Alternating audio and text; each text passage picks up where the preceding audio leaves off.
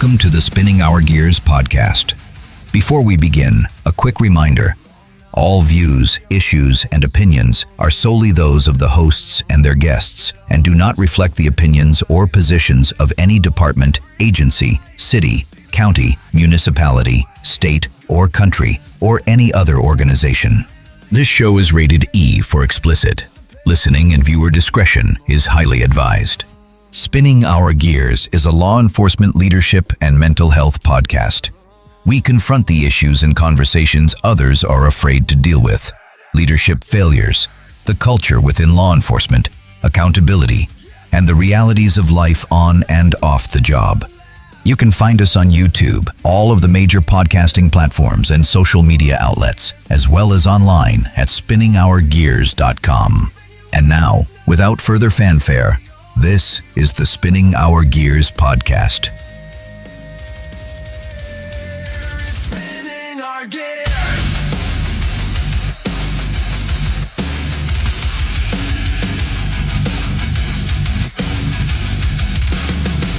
Admin talks and broken plans, doing the best that we can. Jokes on shift, truth off mic, trying to live a normal life. Mental health ain't weakness, no, it's the stuff we learn as we go. Say it out loud, make it clear, this job don't own us here. So tune it in, don't disappear when it all gets heavy here. Real talk, real voices clear, spinning our gears, podcast is here.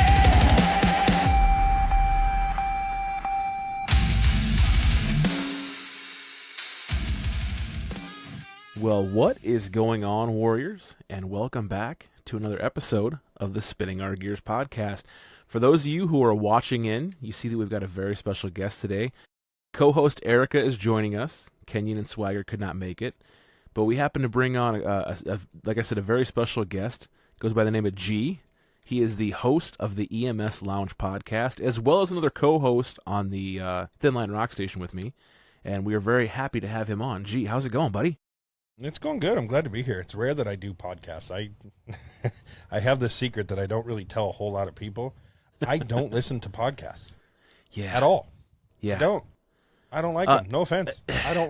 I run one, but I don't like them. That's one of the things is I've been, and I think Erica and the other co-hosts can agree, I've been so busy with work and family and then this show. I would love to listen to everybody, especially the guys on the Thin Line Rock Station, but I don't have time half the time to do it. I barely have time to edit this I just don't want to do it. I hate to say that I do, but to me, most podcasts just bore me. That's actually why I started the EMS Lounge, because I would listen to a podcast. I'm like, I don't want to listen to another one tell me how to put oxygen on a patient. Yes. I don't want to listen to another one tell me how to do their policy or their procedures. I don't care. I work in a totally different system, and it's not going to relate to you. Right. And half the time there's so little emotion and so little inflection. It's just monotone, drawn on, like, hey, I should start a podcast, and then we don't know where we're going to go from there. So. No, and to even tag onto that, look, I've worked two different systems. I've worked LA County, which is extremely busy. I worked with the second busiest engine in the nation at one point in LA. And then I've worked where it's a 45-minute drive to the closest hospital, code 3. Like, I've worked complete opposites. And so the way I do medicine and the way I do firefighting, it's different than how most people have done it. And so all they're going to do is sit and critique. They're going to tear you down. No matter how perfect you make it, they're going to somebody's going to find something wrong with it and a way to tear you down. And it's not worth it to me. Erica, how are you doing? What's going on with you? You were telling me before we hit record, you got some traveling going on and you've been busy as all get out. Yeah, same stuff. Just same grind, different day. I have to drive to Arkansas next month. My father died on Father's Day this past year, and there's just been a whole bunch of civil and criminal stuff surrounding it, which is complicating the shit out of my grief. But the last hearing is next week, so one more trip to Arkansas, and hopefully be able to close that chapter. One of the main reasons, and I'll share this with everybody. My dad was a Vietnam veteran, and like a lot of men of his generation, extremely proud. We come from a very service oriented. My grandfather was in World War II. My great grandfather was in World War I. I come from a long line of service oriented warriors. And the one thing that I know with my dad doing 25 years in was that he wanted a service with military honors. And so I'm hoping that this last hearing that we have for the probate next week will finally get everything finalized, and then I can get his estate settled, and I can get him that the military honors that he wanted and deserved. He earned them. So I have full faith yeah, that it's going to happen. Absolutely. I have full faith it's going to happen. yeah, me too. G, I got to tell you, you are probably the first EMS related person that we've had on the show, which is pretty cool. We've had fire guys, we've had military guys. If you say that's cool, okay. I want to know. I've done heard a both. little bit about I've it. done both though, but I've done both. I've done fire. I did EMS. I actually was in the fire department first, then moved over to EMS just due to injuries and a bunch of other fun stuff. You started for like 10 years in fire, right? So I did a total of 15 years. I did about 4.5 with fire, blew out my back, and there were some other things I just didn't care for. Switched over to EMS, and then from there I transferred over to the emergency department where I worked at a level 2 trauma center. One of the things that I've heard you say that your story and my story are kind of similar in the fact that I think that we both have severe ADHD. We believe in things like conspiracy theories, but you had mentioned that you can only last so long before you kind of get bored with stuff, and you got to move on to the next thing. And that kind of sounds like what took place between fire and EMS, and then also the show that you got going on. Yeah, fire and EMS. I don't know so much that I got bored. I definitely got burned out. I found myself so. LA County is busy, and I just talked about this, I think, on my most recent episode, where everybody thinks you come into LA County, you're going to run nothing but GSWs, going to run nothing but stabbings and assaults, and it's not that. It's not even close to that. And so you're running chest pains, you're running abdominal pain, you're running, I've ran stupid calls from, this, you've been doing this long enough too, where, I need to take my labs down to the hospital, so they called 911, or my dad and I got in a fight over the TV remote. And I call them war calls, and it's WOR, waste of resources, because in LA County, when you call 911 in LA County, you get 2 paramedics, 2 EMTs, 3 firemen, and if it's a law enforcement is requested, you get 1 to 2 on top of that. So all that because someone called just to take their labs down to the hospital. I just okay. No, go ahead. No, you go. All you. I was just going to say, I'm just tired of. I got tired of those calls. I got tired of wasting. I don't feel like I was making the difference I thought I was going to make. Well, what's kind of weird for me is that, the agencies that I've been at, there's this kind of weird separation, like police and fire interact quite a bit, and it seems like fire and EMS interact. But for the most part, I never knew what EMS was doing, when they weren't making the runs back and forth. And I think there was this kind of stigma that, like, maybe you guys were just sleeping and hanging out. And I think in the one agency that I was at, it was slow enough that was the case, but certainly when you're at a place, like LA County, there's no way that you were running that slow. So I told you we ran with, I think it was the second or the fourth busiest engine at the time when I was there. And there was actually a day where we ran 0 calls in 12 hours. And that happened once in 4 years. Did you guys celebrate? So, yeah. But were we sleeping? No. I would say on my 12-hour shift, average probably ran 8 to 9 calls a shift in a 12-hour period. But you got to understand, too, with those 8 to 9 calls, what a lot of people don't understand is we have what we call wall time. And what that is when we go to the hospital, we'll sit and wait for a bed. And you can sit anywhere from you can get a bed immediately. And there's been days where I came in on a 12-hour shift and relieved a crew at the hospital, stayed at the hospital my entire shift, and was relieved from the hospital. So, but then there's days where, we're parked behind a Stater Brothers, or I don't know if you guys know what Stater Brothers is. That's our local grocery store down here. It's like a Ralph's or a Vaughn's or whatever. But we'd go park in the back, find some shade, and take a nap. And, there's days where you could just sleep 2-3 hours. Erica, back in the day, were you sitting on patients a lot at the hospital? That was a big thing at both my agencies, was you could sit there, like he talked about, for 4 or 5 hours at a time. Yeah. I always thought it was a waste of resources, but yeah.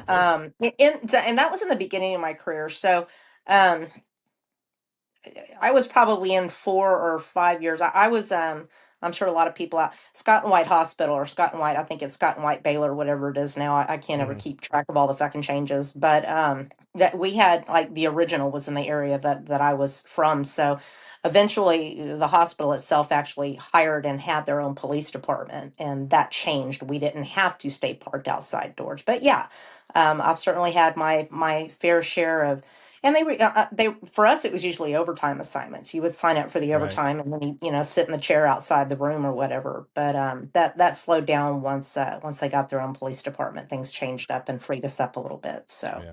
We Well, did out that. but here I with was I was also that police officer that if my guys on the box were having trouble with a patient, I got in trouble with this more times than I can care to remember. Eric, you cannot handcuff patients. why not? Whatever. Why My not? guys knew they get a hold of me on a back channel. Hey, we've got a spitter, we've got a kicker. The only caveat I ever gave them was when you're done cleaning out the box, bring my cuffs back. Oh, now see, now in LA out I let them here handcuff them. where we can do it out here is they can handcuff them, and that's not a problem. It's not an issue. It's not against policy. The only caveat to that one is that whoever cuffs them or anybody actually, as long as they have a key to the cuffs, has to ride in with us. That's the only caveat that's there. Other than that, we cuff them all the time. Like that was Yeah. normal practice.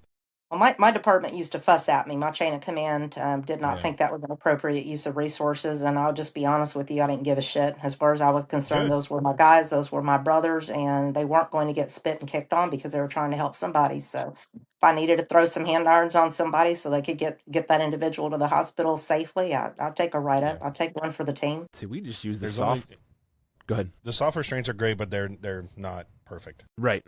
I was gonna say we would use the soft restraints in the Toradol and knock Yeah. and then they were no one's Right. problem for about 12 hours. See, the problem is and this might be different. Again, this goes back to location too. We can't do things like that. We can't do like, oh well, let's just sedate them. Like you can't do that anymore, but B, especially in LA County, because now it's a lawsuit. Right. It's so hard now to do anything here. So if we put a patient in the hospital, if we're in the hospital and we put a patient in restraints and say we put them in 4 points, even 2, I think, we have to wait 4 hours after we take them out of restraints before we can consider transferring them out. Yep. No. Exactly. Ridiculous. Because too many people have died while they were in restraints because they were either over medicated or it reacted with whatever meds they were or drugs they were on, things of that nature. And so there's just so many things now that it's just like they make it, and you see it on the news. What you see on the news about LA is 100% not exaggerated. I was gonna say, do you feel like it's the it's just- area? 1,000%. Yeah. 1,000%, because you're going to have the nurses too that are going to rat you out. We had an issue. We transported a patient one time, and I won't go into too many specific details, but he ended up with some pretty large bruises on his legs when we got to the hospital.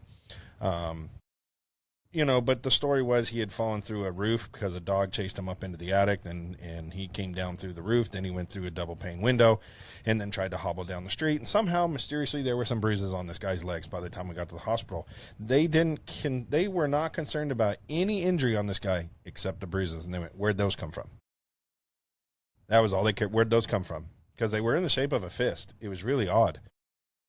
I don't know how that happened, but Look at Speed bumps. yeah. Yeah, I think it was that and the belt buckle. I think the buckle went right there.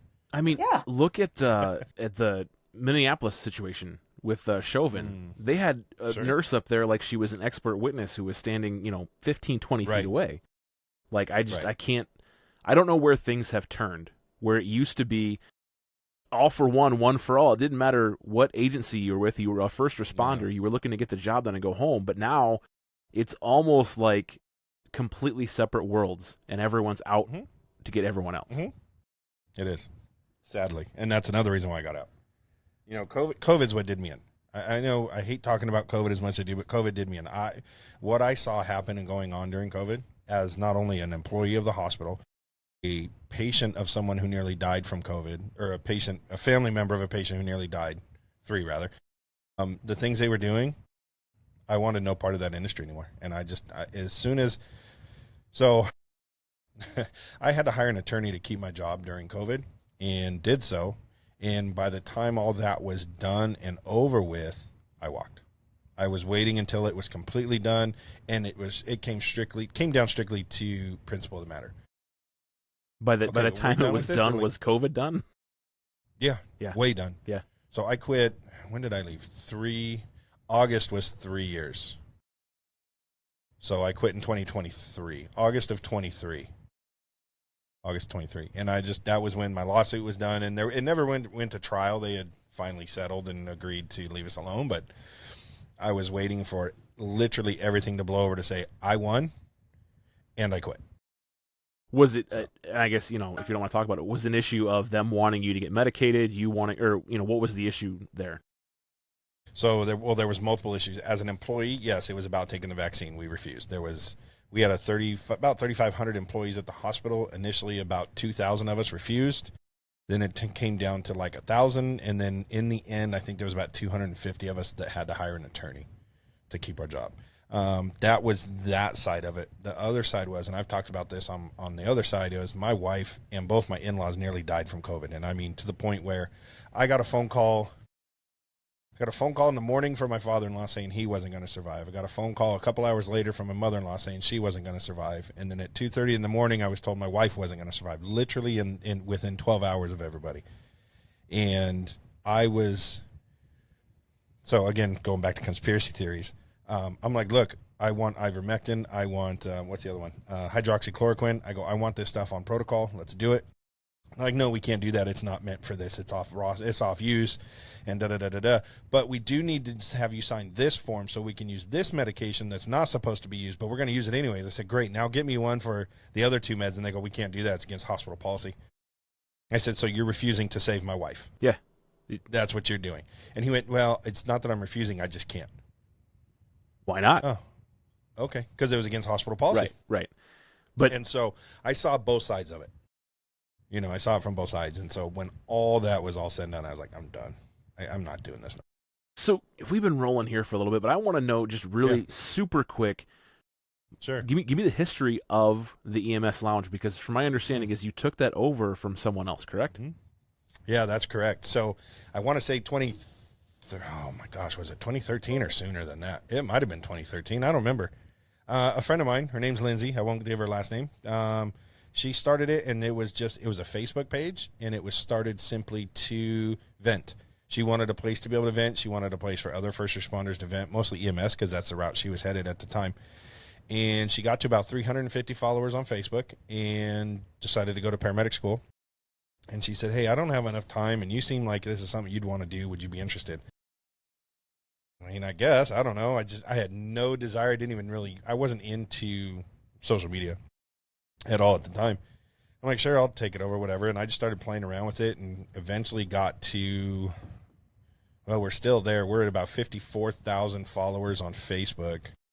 And then I started Instagram.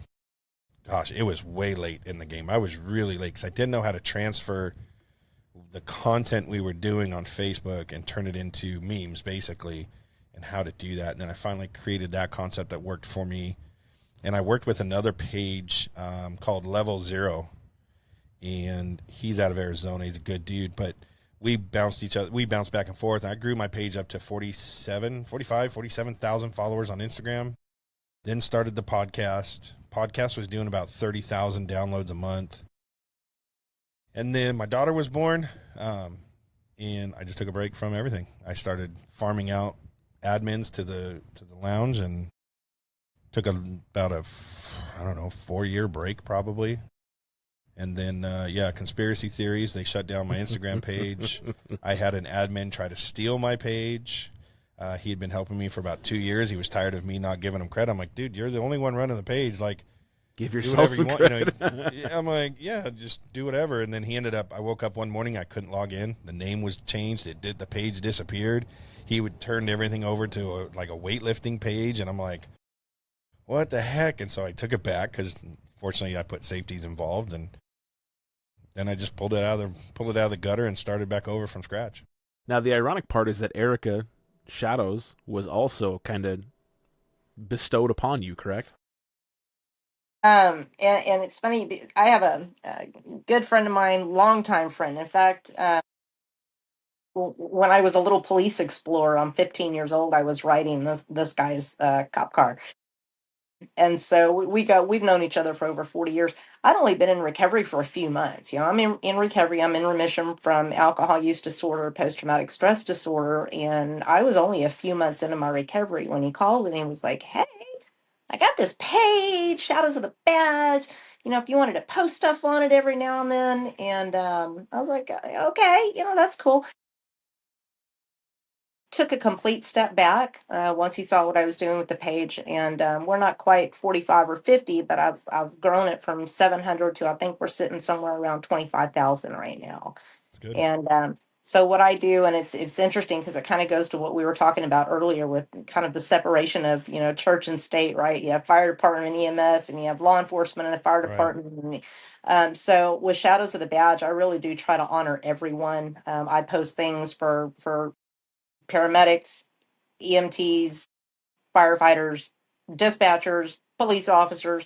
I try to post content that is applicable to everyone. And it's interesting because we're always talking about how we need to communicate better because we're all part of this larger first responder community. But I discovered that was kind of lacking in the world of the internet. You had pages that were specific for police officers. You had pages that was, and there's nothing wrong with that. Like if that's you're interested, you can get a lot of good information off of those things. But I really wanted to create a space where all first responders and first responder supporters could all come together and talk about the shit, right? And so, yeah, from 700 to 25,000. I don't pay for advertising. I've never done the booster post shit. I always laugh when I get those little things. I'm like, the Facebook's not getting any of my money, and so Yeah. yeah, it's all been basically by word of mouth. See, Spinning Our Gears had its initial page that got shut down, conspiracy theories. Maybe by a former agency, maybe not. I'm not sure. Either way, so we're building back up. We get more views than we get actual engagement. But yeah, it's Icarus. That's normal. Icarus. That's normal. That's right, Icarus PD. Yep. We're looking at Sorry. you. We see you. But so taking it back a little bit, you've been out for 3 years now. You saw some stuff that you didn't like, you weren't cool with. Then you kind of went your own route. Give us a little bit about that. Well, so my own personal business, it's still in the medical field, unfortunately. It's we do medical education, go figure. And so our gravy is CPR training, first aid. But we also do advanced cardiac life support for nursing and medics and doctors and who's who. And so we have our basic stuff, that's our gravy, and then we have our advanced stuff that we also have. And then there's other classes that ER personnel need only in the state of California. That's the only place they need this specific certificate. So we do that class as well. I know, right?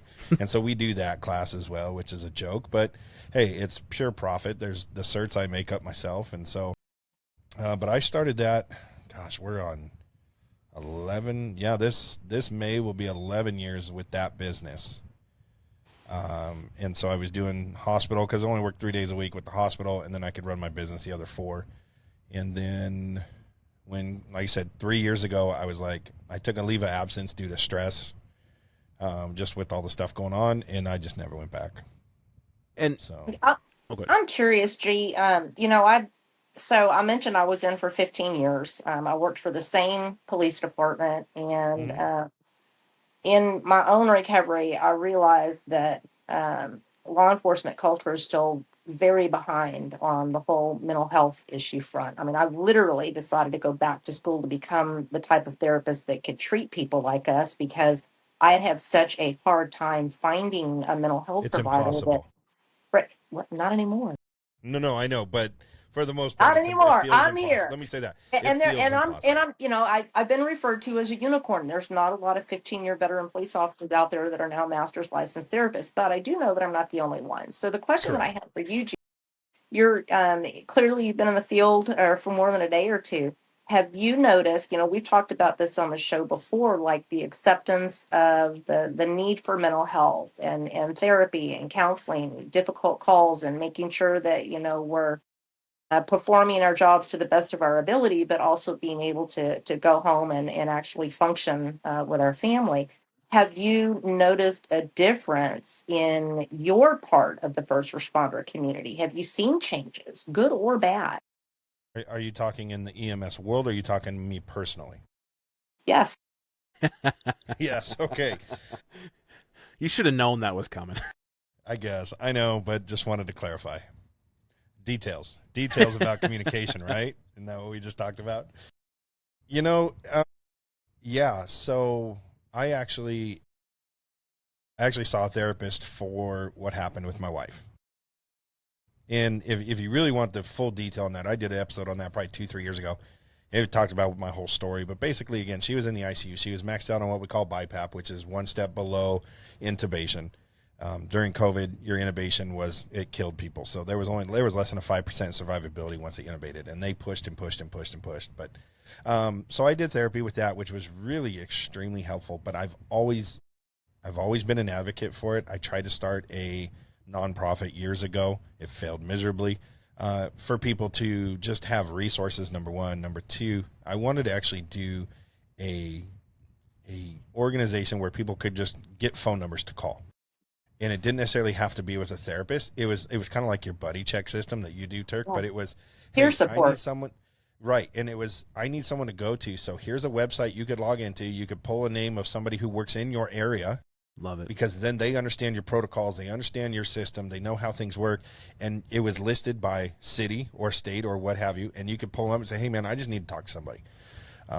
But is there a need for it? 1,000%. Is there a change that's happened over the years? I'd like to think so. I think it's becoming less of a stigma to get the help that you need. And the one thing that I've tried to communicate to people is, look, you can go to therapy and nobody has to know. Right. Nobody has to know. I don't have to tell anybody I'm going to therapy. So why are you so embarrassed? But I understand too, from my point of view, going to see a therapist with my issues, because I had to sit in that uncomfortable waiting room and just sit there and be like, what are we going to talk about? And the problem for me, and this is where I'm talking about with what I said, it's hard to find someone like you, Erica, because I'm trying to explain to this woman. Am I on the right page, or am I totally off track from what you were asking? No, you are right on point, brother. See, there's that ADHD. So, okay. Trying to explain to her turning off our roles. You can't. And she couldn't understand that. And she goes, well, what do you mean by that? And I said, I can tell you. And I went, see the guy walking outside? And she goes, what do you mean? I said, there's a guy upstairs. He's wearing black pants and a green shirt. And she goes, what? And I go, did you not see him walk by? She's like, no, now there's one on the downstairs. She's like, what are you talking about? I said, not to mention the fact there's a door over to my right. That's an exit. I said, the other exit's back over here. I said, and not only that, there's a guy in your lobby who possibly could be carrying a firearm, but I'm not 100% sure. I couldn't really tell by the way he was sitting. She's like, why are you looking at this stuff? Because we are welcome so to absolutely. And I talk with clients about that, because you think about this, and it's a very simple question. I love using simple real world language when I'm working with people, right? Because I've had the psychotherapy babble thrown at me, and I didn't like it, and I resent the hell out of it. So I don't do that. I talk in my therapy sessions just like I talk on this podcast. God help me. I don't talk like most therapists, and I don't ever plan to. But that stigma that you're talking about, and I can clearly recall times where I was talking with therapists. One in particular, and I've actually shared this on this podcast before. I was in an inpatient treatment facility, and for whatever reason, they decided to put me in the business track. I was a street cop back then, okay? Right. And now I'm sitting in a room full of suits. I did not already feel uncomfortable. already uncomfortable. And this guy ends up being my assigned therapist. So not only did I have him in the group, I had him, he was my therapist, he's the person I had to go and talk to. And I remember telling him, like, I am afraid. I'm afraid to tell you some of the shit that I've dealt with, because I don't want to screw you up. I literally said that. And he does like this. He goes, try me. He's like, give me one. So I did. I thought to myself, okay, let's see what you got. All the time. I gave him, and it was absolutely, it wasn't the worst story ever, but it wasn't exactly, right. And involved a baby. Right. So I shared that story with him. And I'll never forget, after I finished talking, he took his glass. You can tell when people's gears are spinning. Mm-hmm. He didn't know what to say. And finally he responded, and he said, oh, that's That's unfortunate. I will never forget him saying that. That's unfortunate. Great advice. And I thought, you're not getting anything else out of me, right? And so I make it very clear when I'm working with people that if you've done it, said it, thought about it, or experienced it in one capacity or another, I have probably done it, said it, thought about it, or experienced it. And so, I don't know if you can tell, but one of the first things that people notice when they come into my session room is I've got these patch boards up here. Unit patches, but there's also a lot of first responders, fire departments, police departments. These are all people that I've treated that have said, "Hey, we want to give you a patch. Thank you for helping me." And so, I do that with a very specific reason in mind. When somebody comes into my session, I want them to know that they are amongst friends. Right. I understand. Right. There's nothing you're going to tell me that's going to disgust me. There's nothing you're going to tell me that's going to cause me to judge you in a negative way. Right. And the truth is, I've probably been there myself, like I said, in one capacity or another. And I think that makes such a huge difference for us. If I Sure. walk into a sterile office environment and I can clearly tell that that mental health provider cannot handle what I'm getting ready to share, I'm not going to share. Nope. And No, you I'm not won't. going to, yeah, I'm not going to talk about it. Like, I already get There's enough no reason, judgment but from, yeah, I get well, it judgment and goes beyond that. misunderstanding. There's no reason. Yeah, I don't want to get that in my therapy session, right? I get judgment and misunderstanding from the general public. I don't want that in my, so it really is important. We talk about mental health quite a bit, probably because, well, I'm a part of this podcast, but it is so important that you do find a provider that you can connect with. And even though I'm Sure. somewhat of a unicorn, I'm not the only one. I do know that there are others of us out there. I just happen to be the best. Well, you're not the only Okay. one. And yes, you are the best one. You're.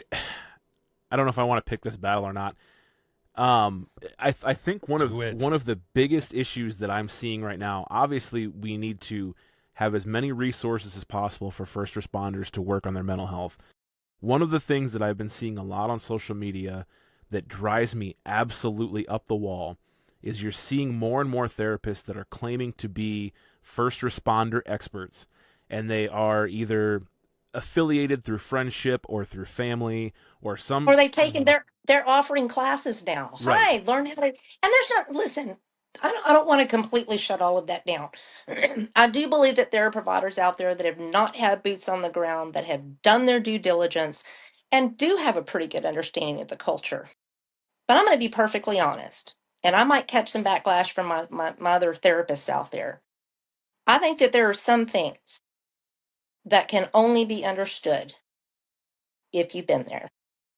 Well, and here's the other issue that I have is that you have these therapists that are now going on shows like this or other podcasts, and they are acting excited by what they're seeing from first responders in the field, and they're acting like it is a case study that they are so overly excited about. And there's one that, I'm not going to say the name, they might act like they have tactics in the game, but this therapist will go on there and she will act so excited that she's figured something out or that she saw something with her relative or with an agency that she's been to about how all these officers, they have problems with their admin. We've been talking about that for 5-10 years now, and the fact that you're going out there and you're acting excited about it, why would any first responder want to go to you and talk to you about the issues they're having when they think you're going to turn around and talk on a podcast or talk on your social media site about how awesome it is and how excited you are that you saw this? Yeah, and I can kind of piggyback. I literally, this was just yesterday. So of course I belong, I'm on Facebook and I belong to pages that, other therapists belong to. And there was actually a post. This was just yesterday. It was a therapist who had posted in one of these therapist friendly pages that I belong to. And it was, I want to start working with veterans and first responders. What kind of classes or training, what kind of steps do I need to take? And one of Go the get a job in the first field. one of the first responses that I saw was contact your local police department and go out on ride-alongs. And I thought, Nope. no, No. absolutely. So I responded. It's one of the fun things about me being a social worker, ex-cop that has no filter. I'm like, that is the stupidest thing I have ever heard. Mm-hmm. Please don't do that. Number one, that officer does not want you in their car. So they don't want you there. If you're in that car, it's because some rank and file dude said you got to ride along for this shit. Exactly. And you are not going to understand the unique challenges Right. The culture, you're not going to get that from going out and riding with police officers every now and then. I'm sorry, that's shitty. And you're not going to get it from taking a class or two here and there. I do believe that civilian therapists can be Yes. adept at treating these populations, Sure. but I think it takes a lot of training, dedication, and motivation to actually learn. I'm lucky. I got my education over the course of 15 years. I don't have to take extra classes. I know exactly what that culture is. So let me ask you this, Erica. Do you think it would be better to get experience in the field, then become a therapist, or become a therapist and then go work in the field? Do you think there's a difference in how that would play out? Yeah, I think if I'd have become a therapist first, I would have never entered the field. Okay, fair enough. Fair enough. So this is what I would say to anybody who you like that conversation you were having. Go work 2 years. Go work 2 years in the ghetto, full time. Yep. Find the worst possible place you could work. That's the most violent, the lowest socio-economical income, and go work there for a minimum of 2 years, specifically on night shift. Agreed. I absolutely agree with you. Honestly, I wish that my current profession had more standards, requirements for treating these populations. There are some very specific, very unique challenges that are unique and specific to these professions. You're not going to get this. There's nothing wrong with it, but you're not going to get it from the guy that asks you every day if you want to supersize your French fries when you get your hamburger, right? There's deeper things, socio-economic, personal, mental, emotional, spiritual, all of that stuff, physical safety that most people don't have to think about. They don't have to worry about it, and we worry about it on a daily basis. So in answer to your question, if I'd have become the therapist first and heard some of the stories, like if I'd have heard some of my stories come out of a client's mouth, I'd have been like, Right. And even if you're hanging your hat on doing the ride-alongs with fire or police or EMS or whatever it is, how often are you actually going in the house while it's, are you sitting in the car in that nice air-conditioned car? You're not going on a dead baby call. You're going to sit in the car the whole time while they go handle it. And then you're not going to stand right next to them while they're telling the parent that their 15-year-old kid's not coming home because they had an accident coming home from high school. And what's probably going to happen is when that first patrol officer or EMS or fire is sitting in the house, the admin is going to come get you and put you with someone else who's going to go run traffic anyway. So, right. Well, on top of that, you don't have, like you said, you're not in the house, but you don't have the emotion. You don't have the same emotion. Right. If you're the one having to pull, let's use that example. If you're having to pull that baby out from a car that's been rolled over and they weren't belted in, or, I'll use a call one of my buddies that retired him from, he was on a bus crash and it ejected 10 people. And when it landed, it was landing on its side on almost all 10 of those people and ground them up like hamburger. Unless you're there watching that, trying to save those people, even just sitting back watching, it's not the same. Yeah. Because you don't have that responsibility, and you got to, once you tie in that responsibility, the mental issues, that's where the mental issues come from. It's not from necessarily seeing it, I don't think. I think it's from the caregiver part. It's the part where it's the emotional aftermath. It absolutely is. And if you're sitting in a car, you're not seeing, and go back to this, if you're a ride along in a car and say you've got two officers with you, those two officers are not going to talk in front of you. Not the way they want to. They're not going to do it. Because they can't. Neither is fire. Because the dark humor, number one, the dark humor is going to come out. They don't want you to hear that because they don't want to be judged, because then you're going to take that back. And like you said, you're going to go back. They're going to put on Facebook and they're going to say, guess what these officers said? If the listeners at home haven't figured it out, G doesn't pull any punches, a lot like us. That's one of the reasons that I love his show and I love tuning in. The one thing that he does so much better than I do is that he can put, even when he hops on to ramble, he can put together a concise thought, and he can go from point A. He might veer to point Z, but then he'll come back and he'll finish it out. If you guys, if you have a minute, I strongly suggest checking out G over at the EMS Lounge. It is a great, great show. I've been paying attention to it. Thank you. I guess, we kind of, bring this around to how this all happened. And it's going to take a turn from where we were just talking about. But, G is a DJ on the Thin Line Rock Station. And I went through and I added all the DJs on my social media. And about, I don't know, when did Charlie Kirk happen? I can't remember. That was 6 months ago, 8 months ago? Not even? I think it's been more than that, hasn't it? Has it? It, Wow. I don't know. regardless. Don't put me on the spot like that. I don't think it's been since October, yeah. Can't remember. So what happened was Hold on, I I'll tell you saw right now. a social media post that pissed me off, and I went and I turned to social media and I made a video, and I went to my contacts list to share this video and was just kind of hitting random clicks. And how G and I talked about in the beginning, how we don't really listen to everyone else's stuff. I wasn't paying attention to who I was clicking on or how I knew them or how, I found them. The message of the video was that we need to change things up a little bit, and we need to start showing the love side of things over hate and over evil, and how this terrible incident that took place, we need to make change. And G reached out. He responded back to my post, and he said, "Hey man, why did you tag me?" And I told him, and I just said it was completely random, just to, I let my fingers do the walking, and a big part of it was God and religion.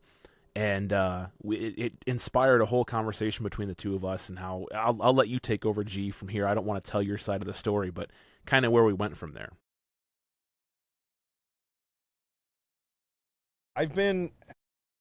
So it was September, by the way. I looked it up. Okay. September 25.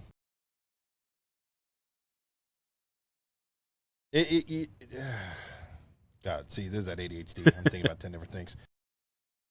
The Charlie Kirk thing, I think what got me is like you said, I don't hold back, and I never have, and that's something that's gotten me into a lot of trouble, not just personally but professionally. But that's what I liked about Charlie Kirk, was he was that way. And so when you hit me up about that, there was something. I am a man of God, and I've been a man of God since 2004. Yeah, when I met my wife, and it did spark something in me, and I've been wanting to do more stuff, intertwine more of my faith into my podcast. And it's hard, because when I started this podcast, I always said, whenever I brought in a new admin, I had rules, and my rules were, we don't talk religion, we don't talk politics. There was a third rule, and I don't remember what it was now. I can't remember. We don't what talk it was. About Fight Club. And then, but then, I guess, and it was about 2016 when everything flipped, and I was like, you know what? No, I've got a voice, and he's got a voice, and you just tell me. I think for me, with what you called me out on, and it was more about showing more of my faith, and just trying to lean towards the more positive side of things, and I try not to go negative, but I'm trying to show, you listened to my last show where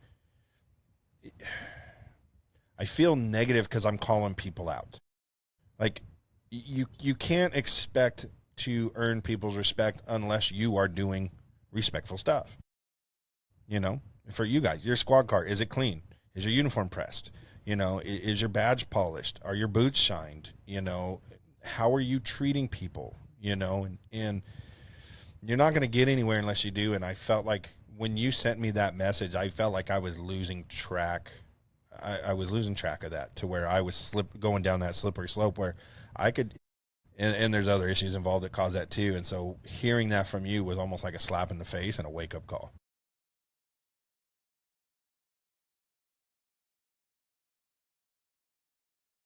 You hear me still? Yeah, you guys still there? Sorry. I love Riverside yeah. so much. Riverside is the greatest podcasting thing in the world. All I heard was it was a slap in the face and a wake-up call, and then there was a giant glitch across my screen. Did I miss anything after that? Yeah. No, that was it. I was just waiting for somebody to respond, to be honest with you. So you want to have a podcast? I guess I'm speaking in tongues. So what was it about the message, G? What was it that really hit home for you? Like, what was the attention grabber for you?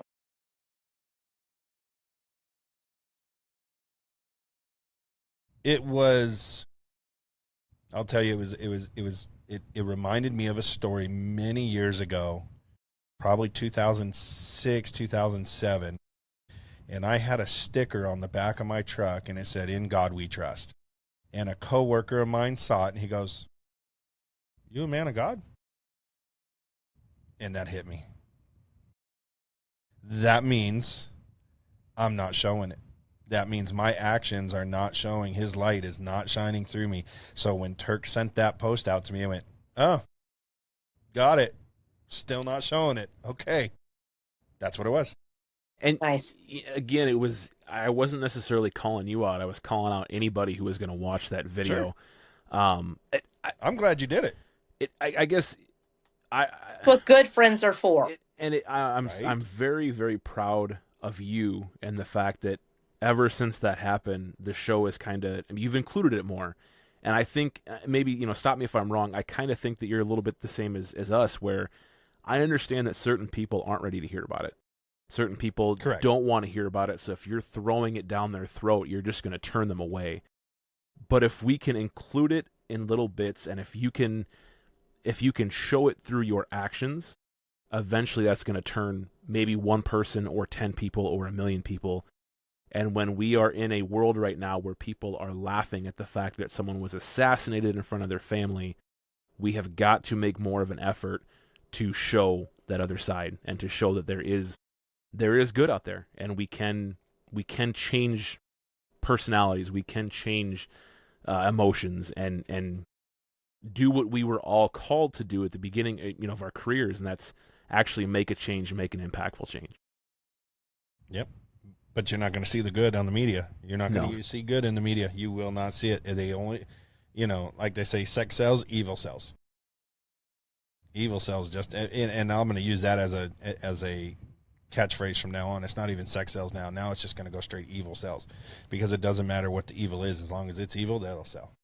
And I think that's why it's so important that we have these pages and these podcasts where we are continuing to push the good narrative, right? That there are good people out there that want good things out of life and want to treat their neighbor with respect and are God fearing.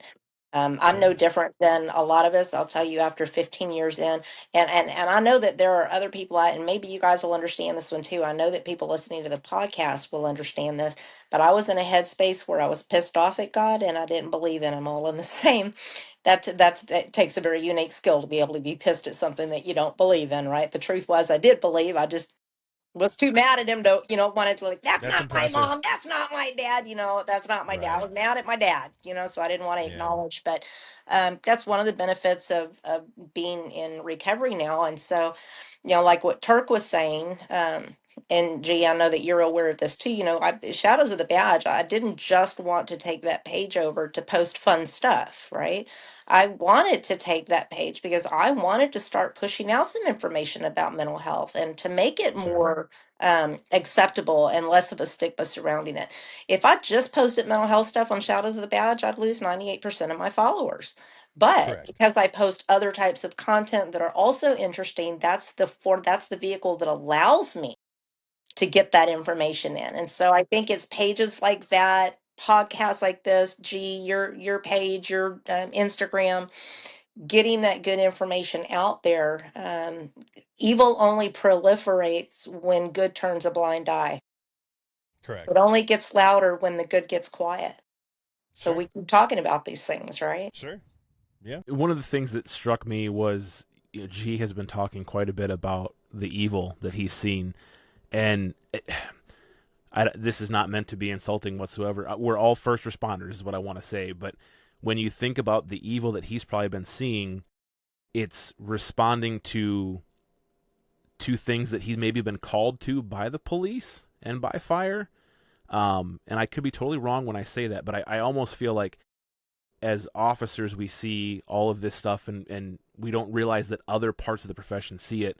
So if it's getting to the point where a person on fire and a person on EMS and a person in the hospital is seeing all of these evil things. I think one of the things you talked about was an OWI crash where the suspect was laughing about it.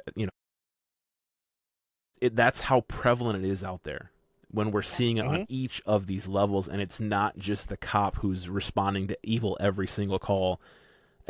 I'm kind of rambling there. I know that's part of what we do. But Listen, when I was active, my guys didn't have to worry about getting ambushed. When I was active, I never once thought somebody's going to try to hurt my guys at the fire department. And now you literally have departments and cities that are talking about arming firefighters, EMS, EMTs, because of the dangers that are now presenting. I mean, I the world think they has did in changed. Idaho, didn't they? I'm not I sure. I think know they were Idaho is talking. allowing fire to carry now. I know they were talking about it. Yeah. And in the grand scheme of things, with the way that the world, I don't blame them. I'm actually kind of glad that they have but I mean, 20 plus years ago, that wasn't even a blip on the radar. I never worried about somebody wanting to ambush one of us, maybe, but even that was, Well, not to the but degree that again, it is now. and I'll take that a little bit further though, because I can remember working. Now I worked. So when I worked LA County, I worked East LA, Huntington Park, South Central. You can look those. You look up the demographics, look up the crime statistics in those cities, and they're great places to live. I would highly recommend them to anybody. But there were days. I mean, I had a gun to my head while doing CPR. I've been shot at while driving in my ambulance, and I worked for a private company. It wasn't even a fire department; it was a private ambulance company. And so, it's been again, and nothing against you, and I'm not saying anything about your experience, but you work in a different system than me. And so maybe 15, 20 years ago for you, it was like that. But I can tell you, even 2008, 2013 in LA County, we had to worry about that stuff. Yeah. And that's what And so breaks my heart, is that I do see that's I mean, that's just a whole nother level of issue that my generation really didn't have to deal with. right. Well, I think I'm your generation. I think though it comes down to, I think it more or less comes down to area, the location of where you work, and that's kind of what I was talking about at the beginning. Is I don't like to talk about certain types of things, because I'll tell you from my experience, it's totally different than Turk's experience where he works. It's totally different from your experience, and so, again though, it's all relevant to, I think, where you work. I think that makes a huge difference, because again, you're not, Idaho, they just now are starting to get shot at. We've been getting shot at in LA County for a long time. Yeah. So I think a lot of that's just based off of that. But we're with social media, and as much as I love social media, I hate it more than I love it, because I feel that has been the decline. That has been the catalyst for a major decline in A, respect for law enforcement, B, respect for other human beings. And it just cracks me up how everybody's like, oh, I love everybody, and we should care for one another. I remember what you people did with toilet paper during COVID. You couldn't care less about me and my family. So don't talk to me about you care, because you don't. You don't. And realistically, what it comes down to is, and this is something that, and I'm going to go a little political here, this is something a lot of people on the left, the far, far left, don't understand about, especially first responders, and I'm gonna generalize most of us. I had a gentleman one time, we were teaching a class, and he asked me about a bug out bag. He's like, hey, should I build a bug out bag? And I'm like, well, yeah. And he goes, well, I actually have one. And I said, great. What do you have in there? Tell me what's in your bug out bag. And he went through this list. It was actually an impressive bag. And I go, so let me ask you this. He goes, what's that? I go, what do you use to protect that bag?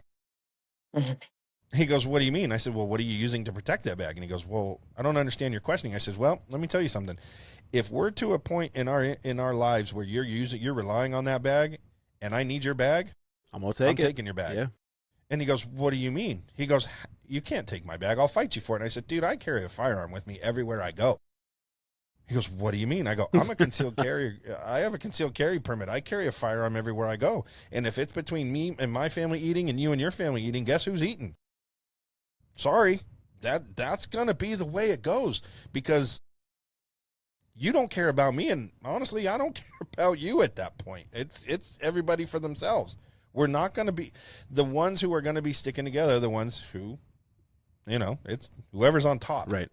And what can you do for me? What can I do for you? Step on. We're going to resort. Yeah. We're going to resort back to that. When it gets to that point, we are going to resort. What can you do for me, and what can I do for you? And I can't tell you how many friends I know who are mild to extreme preppers, and they're like, you're welcome to come to my house because you have skills, or you're welcome to my house because you have ammo. You're welcome to my house because you have X, Y, and Z. Otherwise, don't come. When that whole COVID thing happened, I think I texted 3 or 4 people, and I was like, if you need something, I got an acreage over here. Come on over. But only you and your family. It ain't going to be anybody else, even from my own department. So right. I do want to know, as we kind of wrap this thing down, in one of your more recent episodes, this kind of struck me because I'm in the same boat.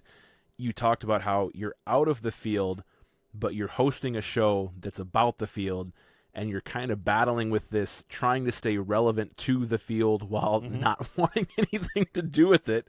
Where are you at now? Has the spark been kind of reignited because you've had episodes since then, or are you still kind of feeling that? And how do you keep the spark going when you kind of feel like I don't want anything to do with it anymore?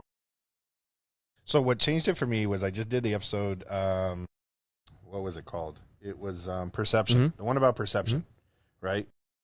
It's all about perception. So my perception is I'm out of it. I've got to change that perception. I'm not out of the industry. I mean, I am out of the industry, but what do I bring to the industry? Can I still bring something to that industry? And I can. I can bring something to that industry with 15 years experience, but I'm also older now. I'm 49 years old. I'm about to roll 50, which is a scary thought. But what can I bring to the table now? Because when you're 25 and you're trying to tell people, look, don't even bother bucking the system. You're not going to win. It's a little different when the 50-year-old comes in and goes, look, the system's not going to change unless you do X, Y, and Z. Right. And so now I can come in here from a different point of view. And that's kind of the hard part for me, because the little kid in me, which I still think mentally I'm 25 years old, I'm like, well, I could just go get another job in an EMS system or go back to the fire department, when in reality, no fire department's going to hire me at the age of 50, but so it's a perspective thing, is what can I bring to the table for the generation coming up? Because the generations coming up have no clue what it was like when we were coming up, because I loved going to work. When I worked for the fire department, I absolutely loved going. My wife would hate it, man. We'd wake up in the middle of summer and look outside. There's a header of smoke, and it's like, yep, I'll see you later. I'm going to be gone for the next 2 weeks on a fire. She's like, whatever, because she knew how much I enjoyed it. She's like, yeah, but there's a birthday party. There's a wedding. Yeah, bye. Don't. I get to go to work and play, and so it's just, they don't understand that now, because now it's a job. Now it's a job. And to me, it was never a job. And so it's just a perspective change. I got to shift my perspective. And so what can I bring to the table for the younger generation? And I think that's kind of where we're at on our side of things too. I mean, Erica and I and Swagger were all stabbed in the back at one point by this profession. I'm waiting for it to happen to Kenyon, kind of psychopathically. But I think he's kind of our hope for the next generation. Sure. And that's what we're looking to do here, is we're looking to, now that the cuffs are off of us, we can say what we want to say and hopefully make some sort of an impact and make some sort of a change, because it's a scary thought to think of how far the profession has declined, but there's a long way to go that it could continue to decline if we don't make a change. So I'm completely on board with you there. Erica, is there anything else that you wanna ask or pitch in before we wrap this thing up? No, I'm just going to get in my little tag. If you are looking for a therapist and you are located in Texas, I can only provide services in the state of Texas. But if you're looking for a therapist who actually does get you and does understand, you can find me at warriorshealingwarriors.com. You can find me through the page here, Spinning Our Gears Podcast. You can also call me directly at 210-985-3107. I'm here for you. I got you. Gee, what else do you have for us? I wanted to find out what happened with you, but I don't think you're ready to talk about that yet. So I am absolutely. I heard a little bit. I can tell by the tone of what you were talking about. I think I haven't a clue, but I can. There are certain details that I have to hold off on. Sure. Basically, an incident took place. I got out of a certain department. I went to another one. And I realized that it wasn't the job. I still was okay with the job. I could do the job. I loved it. It was the environment and the profession itself that I didn't have a love for it anymore. I didn't have a passion for it. Sure. I was tired of watching my back every time I would go in a building that was supposed to, be sacred to me. Sure. I was tired of seeing admin at all of these different agencies be completely inept and have no clue what they were doing. Yeah. And it was getting younger and not older at the admin level, which is what really bothered me. Right. So I was tired of I was tired of my family being sacrificed because of it, and I decided it was time to make the family choice as opposed to law enforcement. And the one thing sorry. No, go ahead. I was just gonna say the one thing I've always said is your obituary, your job replacement will be in the paper before your obituary. Mm-hmm. Yep. You know, and unfortunately, I'm seeing that right now. There was, I won't say names of the departments. I'll keep it quiet. But there's some fire departments out here where they lost, I think, 2 members within a month. And I'm already seeing ads less than 30 days later on Instagram. Hey, we're hiring. And it was like, I get it. I understand there's a staffing crisis for a lot of departments. I understand that. Don't get me wrong. And I understand we have to continue with what we're doing. But to me, it was just like, they couldn't care less. You're a number. You're Your badge number is replaceable your at number. work. But You have this to is be, though. this is where we screw up, and I was guilty of it. I absolutely was guilty of it. Um, I didn't prioritize my family. Sure. I 'Cause we're told prioritized not that. to. I prioritized that job. That job was everything. It was my identity. It wasn't just where I went to, go earn a paycheck. And so I literally prioritized that job over my family. What I had to learn the hard way, and I'm hoping some of the younger ones coming up in these professions are now hearing some of the older ones where we are open and talking about it and saying, I fucked up. Um, you're replaceable at work. Don't ever kid yourself that you're not replaceable. You are Right. absolutely replaceable. I don't care what your rank is, Yep. how long you've been with that Yep. department, who you're canoodling with, Doesn't whose matter. nose, whose asshole you've got your nose shoved up. At the end of the day, you are Yep. replaceable. Let me tell you the one place you're not replaceable. Home. Home. Yep. One of my favorite lines from any movie was from The Sandlot. He says, "You've always loved baseball, but did baseball ever love you back? Right. You may love law enforcement, EMS, fire, insert job position, but did it ever love you back?" And that was part of it too, where if you look at just scheduling, right, you work your 40 to however many hours a week, and then it's getting to that time where it's your 2 days off or whatever it is, and then all of a sudden overtime pops up, and you're like, I don't want to do it, but then your boss is like, well, it's just this weekend, and then you're gonna go another 7 days, and then you're gonna get your days off finally, but then one weekend turns into 2, turns into 3, and you get it, and it's just, again, the profession's never gonna give back to you. Unless you find a way to earn it yourself with maybe some accolades or that nice arrest that you can pat yourself on the back and it feels good, admin and the profession is not going to But give how back long to is you. that going to last? 30, That's why so 40 many of seconds. us had a side hustle. That's why so many of us had a side hustle. Sure. Yeah. Don't But I even think- get paid commensurate to the Right. type of Right. work that we do. Right. The last thing I want to say, if you want to wrap this up, that's fine. But the last thing I want to say is you can, because a lot of people do, but my biggest advice to people is do not become the job. Don't let the job define you. The moment you let the job define you, you are done. And the reason I say that is if you look at statistics, I want to say both fire and law enforcement, 3 to 5 years after retirement, but it's for those guys who let the job define them, guys and gals. It allows, that's the ones that feel it. I had a captain who he had less than 2 years left to retirement, and the department medically retired him for PTSD, forced him to go out. That was the only thing. And there was multiple suicide attempts. And then even to this day, he picked up a job with Disneyland Fire Department because he just can't let it go. That's him. He is a fireman. And it's like, no, dude, you're a dad. You're a husband. You're a brother. Who may be really good it's a at fighting job. fires, but that's not who you are.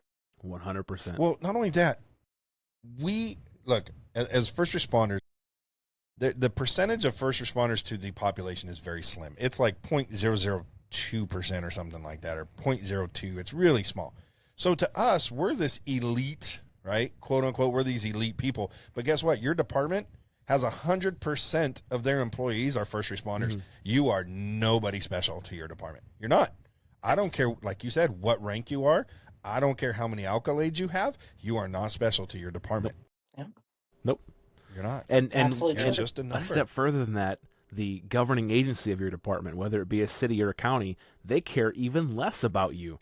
And they're going to continue to put pressure on your admin once you're gone, whether it be you quit or you died. Hey, when are we going to get that spot filled? Because our numbers don't look good. and we have to, we can't tell the public that we're fully staffed. So when are we going to get that filled? Yeah. Well, can we hold the funeral first? No, you got to do it now. No, we're gonna put the ad in the paper first, and then we'll use pictures from the We're funeral. actually going to put a sign up at the funeral to see if anybody wants to lateral over. We've got a $30,000 hiring bonus. Right. We've got the applications in the back here. On the banner. Yeah. Before we're going to run a slideshow, and that's going to pop up every 2 With the minutes. QR and you gotta code. watch at least 10 seconds before you can skip it. If interested, apply here. Just put the QR code right up on the screen. Yeah. Oh, God. Exactly. Oh, goodness. Okay, we're not going to end it any better than that. Please go check out G at the EMS Lounge. He's on all socials. He has the podcast itself. He also follows me on the Thin Line Rock Station on Fridays. If you need help, if you need resources, reach out to Erica. She's an amazing resource that we have. Go to spinningourgears.com. We've got multiple links on there to get to her. I don't have much else. Do something good for your fellow man or woman. That's all I can say, so that we can change this world one person at a time. And if you say you care, show that you Absolutely. Amen. If you say you're a Christian, show you're a Christian through your actions. That's right. All right. Stay And I need to get better at that. Stay safe, Warriors. We'll get through this together. Keep lounging. Keep lounging. Later. It's spinning our gears. Yes, spinning our gears. The stress, the laughs, the blood, the tears. Hard days, long years. We talk it out, face the fears. If it's been keeping you up at night, you're not the only one here. It's spinning our gears.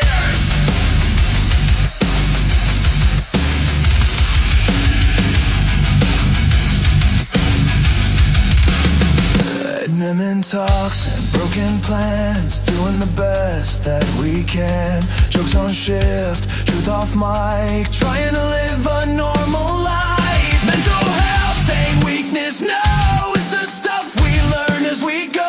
Say it out loud, make it clear, this job don't own us here. So tune it in, don't disappear when it all gets heavy here. Real talk, real voices clear. Spinning our gears, podcast is here.